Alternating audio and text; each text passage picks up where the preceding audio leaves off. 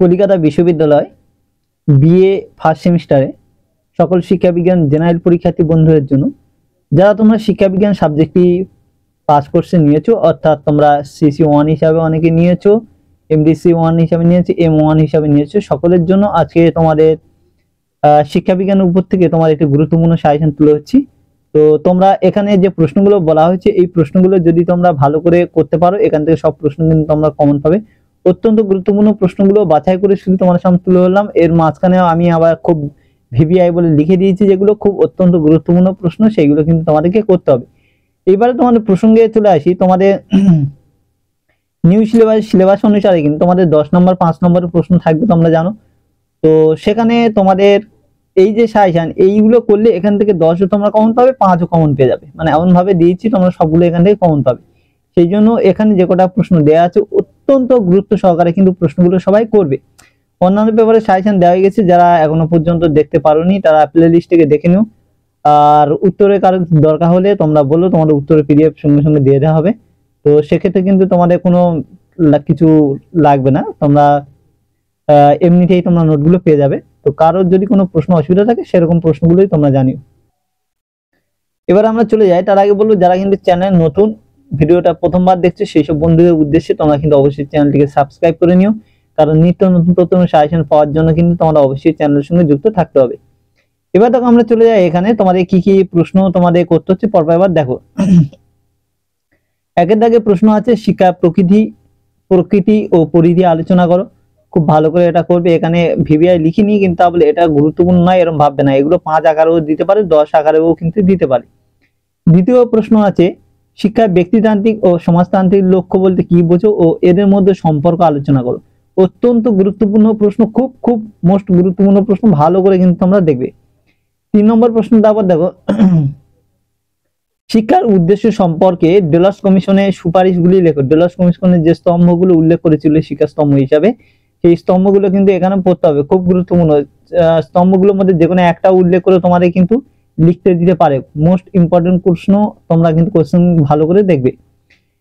4 নম্বরের প্রশ্ন দেখো প্রকৃতিবাদ কি, এর প্রকারভেদ সহ শিক্ষা এর গুরুত্ব আলোচনা করো। অর্থাৎ প্রকৃতিবাদ কি, এর প্রকৃতিবাদের প্রকারভেদ যা দিতে পারে, শিক্ষা এর গুরুত্ব আলোচনা করে, এটা কিন্তু ভালো করে করবে। এটা খুব অত্যন্ত গুরুত্বপূর্ণ প্রশ্ন, সবাইকে বলছি ভালো করে করবে। 5 দাগের প্রশ্ন আছে শিশুর বিকাশে বংশগতি ও পরিবেশের ভূমিকা দেখো।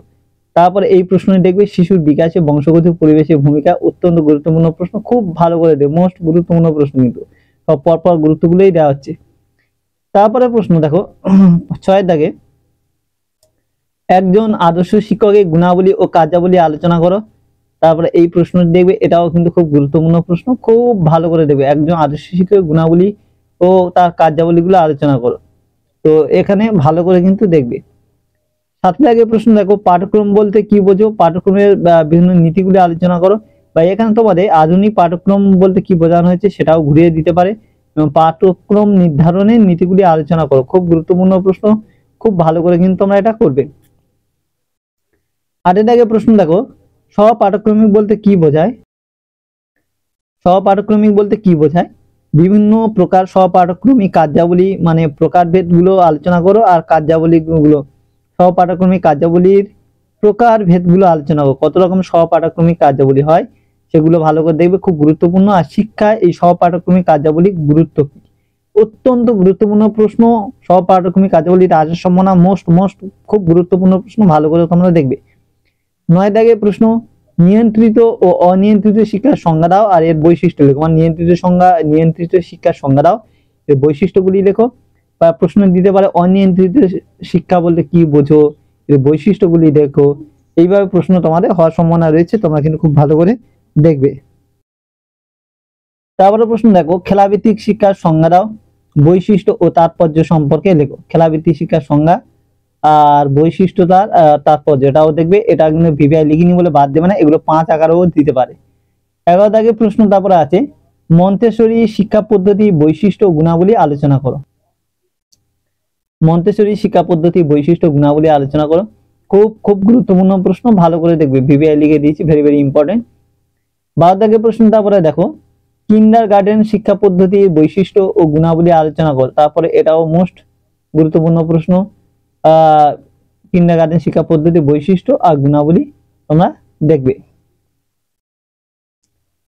তারপরে প্রশ্ন দেখো তোমাদের দেয়া আছে যে প্রকল্প পদ্ধতি বলতে কি বোঝো, এর বৈশিষ্ট্য গুণাবলী আলোচনা করো। তারপরে এই প্রশ্নটি দেখবে, এটাও তোমরা ভালো প্রশ্ন, কেউ বাদ দেবে না, কারণ এখান থেকে 5 নম্বরও কেটে তোমাদের দিতে পারে।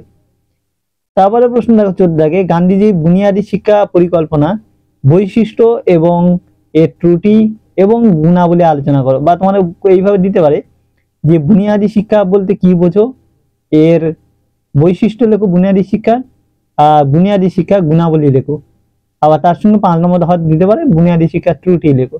অর্থাৎ বুনিয়াদী শিক্ষাটা অত্যন্ত গুরুত্বপূর্ণ প্রশ্ন, খুব খুব খুব গুরুত্বপূর্ণ প্রশ্ন। বুনিয়াদী শিক্ষা খুব ভালো করে কিন্তু আমরা করবে, আসার সম্ভাবনা সবচেয়ে বেশি তোমাদের কিন্তু রয়েছে।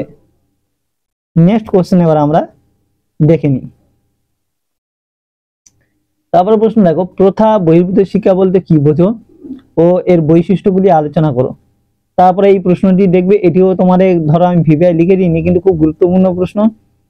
10 আকারেও দিতে পারে, 5 আকারেও কিন্তু প্রথা বহির্ভূত শিক্ষা বৈশিষ্ট্য লিখতে দিতে পারে। সেই জন্য কিন্তু কেউ এড়িয়ে যাবে না, খুব গুরুত্বপূর্ণ ভাবে কিন্তু এগুলো দেখবে। তারপরে প্রশ্ন দেখো, শিক্ষার বৃত্তিমূলক লক্ষ্য সংক্ষেপে লেখো। শিক্ষার বৃত্তিমূলক লক্ষ্য মানে শিক্ষার বৃত্তিমূলক লক্ষ্য বলতে কি বলতে সংক্ষেপে লেখো, এটা তারপরে দেখবে, খুব গুরুত্বপূর্ণ প্রশ্ন। 17 দাগে প্রশ্ন আছে, বিদ্যালয় ও পরিবারের শিক্ষামূলক দায়িত্বগুলি আলোচনা করো। বিদ্যালয় ও পরিবারের শিক্ষামূলক দায়িত্বগুলি আলোচনা করো। এটা তারপরে খুব ভালো করে দেখবে, খুব গুরুত্বপূর্ণ কিন্তু প্রশ্ন, ঠিক আছে। মানে এখান থেকে 2 রকম প্রশ্ন হতে পারে তোমাদের। বিদ্যালয় শিক্ষামূলক দায়িত্বগুলো কি আলোচনা করো, এইভাবে দিতে পারে, অথবা দিতে পারে পরিবারের শিক্ষামূলক দায়িত্বগুলি আলোচনা করো। এরকম ভাবে 5 নম্বর 2 রকম ভাবে দিতে পারে। খুব গুরুত্বপূর্ণ প্রশ্ন, ভালো করে দেখবে। তারপরে প্রশ্ন আছে দেখো, খেলা ও কাজের মধ্যে পার্থক্য লেখো। অত্যন্ত গুরুত্বপূর্ণ প্রশ্ন, এটা 5-এর জন্য কিন্তু। খেলা ও কাজের মধ্যে পার্থক্য লেখো, এটা ভালো করে তোমরা করবে। এগুলো কিন্তু খুব প্রশ্ন এখান থেকে দেয়। তারপরে এর সঙ্গে আরো একটি প্রশ্ন দেখবে যে খেলা ভিত্তিক শিক্ষার বৈশিষ্ট্যগুলি লেখো। তাহলে খেলা ও কাজের মধ্যে পার্থক্য লেখো। খেলা ভিত্তিক শিক্ষা বলতে কি বোঝো আর খেলা ভিত্তিক শিক্ষার বৈশিষ্ট্যগুলি লেখো। যদিও খেলা ভিত্তিক শিক্ষা তোমার বৈশিষ্ট্য আমি দিয়েছি উপরে, শুধু এখানে আলাদা করে 5-এর জন্য খেলা ও কাজের মধ্যে পার্থক্য লেখো, এই প্রশ্নটি দেখবে। তারপরে প্রশ্ন লাস্ট তোমাদের, শিশু কেন্দ্রিক শিক্ষা কি। শিশু কেন্দ্রিক শিক্ষার প্রধান বৈশিষ্ট্যগুলি লেখো। এটা তারপরে অত্যন্ত গুরুত্বপূর্ণ প্রশ্ন, মোস্ট গুরুত্বপূর্ণ প্রশ্ন, খুব ভালো করে দেখবে। তো এই হচ্ছে তোমাদের টোটাল 19টা প্রশ্ন দেওয়া হলো। এইগুলো যদি করতে পারো তোমরা এখান থেকে 10-এরও কমন পাবে, 5-এরও প্রশ্ন পাবে, প্রায় প্রশ্ন তোমরা কিন্তু কমন পেয়ে যাবে।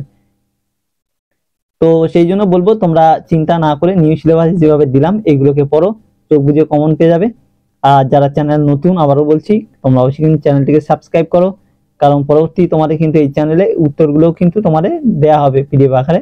সেই জন্য কিন্তু তোমাদের চ্যানেলের সঙ্গে যুক্ত থাকতে হবে, নাহলে কিন্তু তোমরা কিন্তু অ্যান্সারগুলো পাবে না। তো বন্ধুরা, আজকে ভিডিওটা এখানে শেষ করছি, পরবর্তী ভিডিওটা আবার দেখা হবে। সবাই ভালো থেকো, সুস্থ থেকো।